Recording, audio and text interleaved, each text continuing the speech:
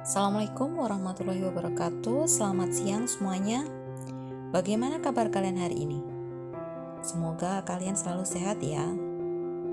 Setelah kita belajar tentang organisasi pendidikan pada pertemuan sebelumnya, hari ini kita akan belajar tentang kepemimpinan. Kalian simak video presentasi yang disampaikan oleh kelompok 4. Setelah itu, kalian tuliskan pertanyaan pada kolom komentar untuk mempermudah kegiatan diskusi kita pada siang hari ini. Selanjutnya, silakan simak video yang disampaikan oleh kelompok 4. Assalamualaikum warahmatullahi wabarakatuh. Baiklah, di sini kami akan membahas materi mengenai kepemimpinan pendidikan. Kami dari kelompok 4 yang beranggotakan 2 orang, yang pertama Nur Amalia dan Maria Lopa. Baiklah, di sini materi yang pertama akan dibahas ialah definisi kepemimpinan pendidikan. Nah, sebelum itu pasti kita ingin mengetahui apa sih pengertian pemimpin atau kepemimpinan pendidikan. Nah, ketiga itu saling bersangkut paut dan mempunyai arti masing-masing. Nah, pertama ini pemimpin.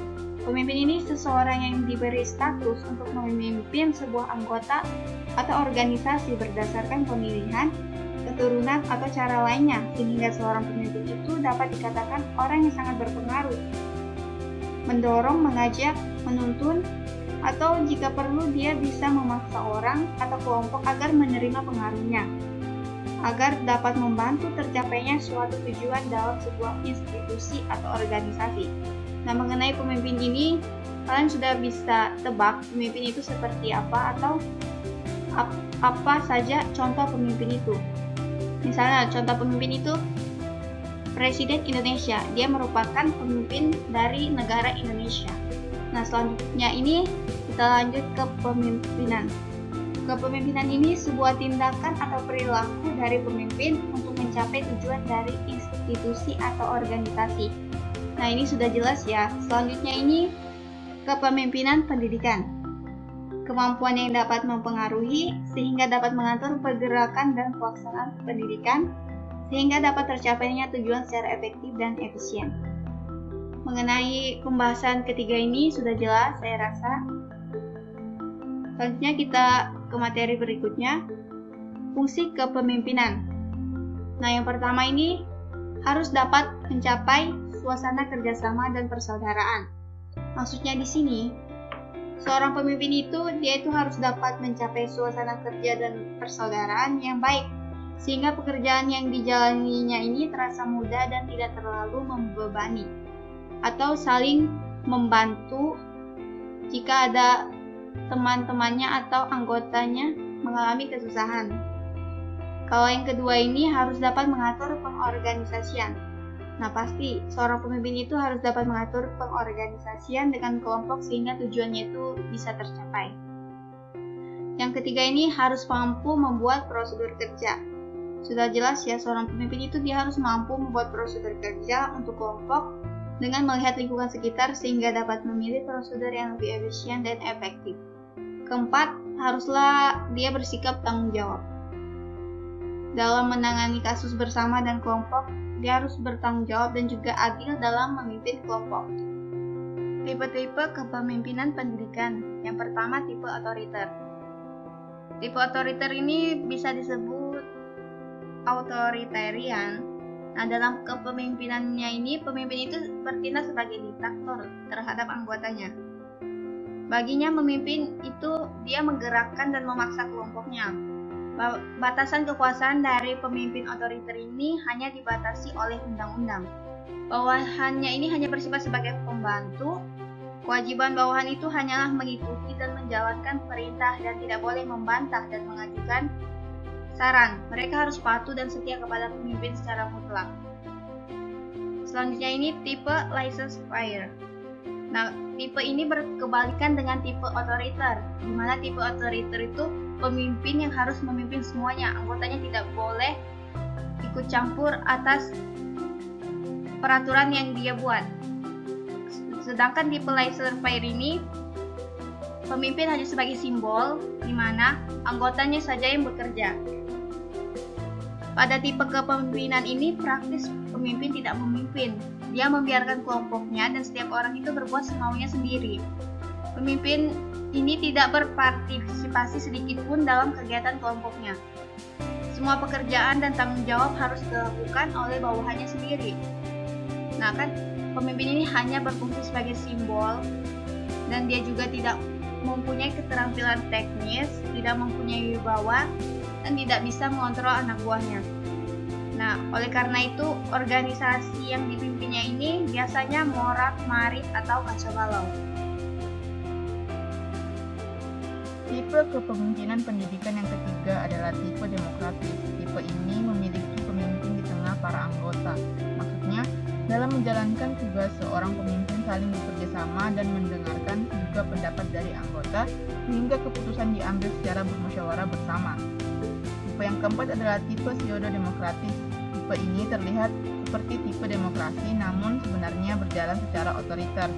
Tipe ini dalam mengambil suatu keputusan dilakukan secara bermusyawarah, namun keputusan akhir tetap dipegang oleh pemimpin dengan mengendalikan situasi yang ada. Lanjut, syarat-syarat dari kepemimpinan pendidikan, yaitu bersifat suka menolong, rendah hati dan sederhana, percaya kepada diri sendiri, sabar dan memiliki kestabilan emosi, keahlian dalam jabatan, jujur, adil dan dapat dipercaya. Keterampilan yang harus dimiliki oleh pemimpin pendidikan. Yang pertama adalah keterampilan dalam memimpin. Seorang pemimpin harus memiliki keterampilan dalam memimpin. Keterampilan di sini seperti tahu bagaimana menyusun rencana awal dengan kelompok, bagaimana menciptakan lingkungan yang nyaman, cara mengorganisasikan kelompok dalam bekerja, membantu kelompok tentang permasalahan pekerjaan, mengambil keputusan bersama hingga bertanggung jawab atas kelompok.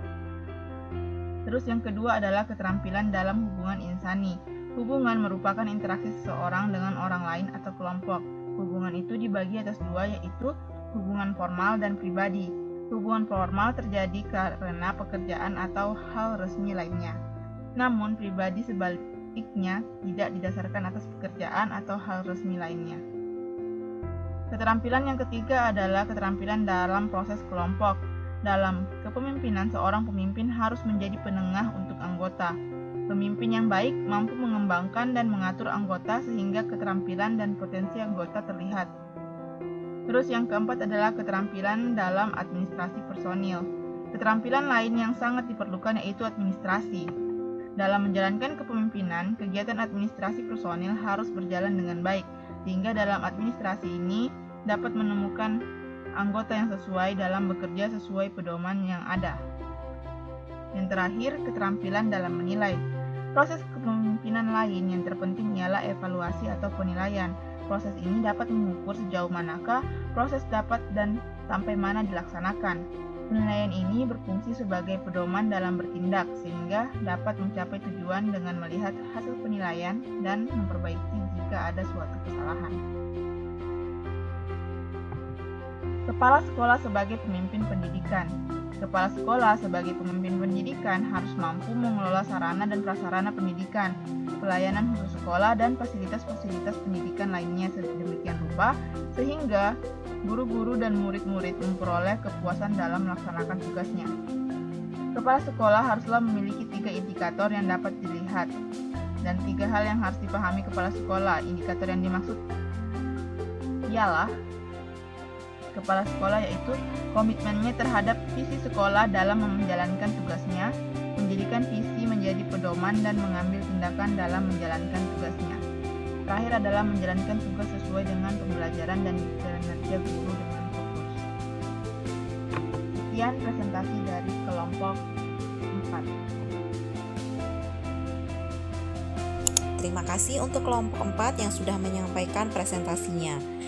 Sekarang tugas kalian adalah menuliskan pertanyaan pada kolom komentar untuk sebagai bahan diskusi.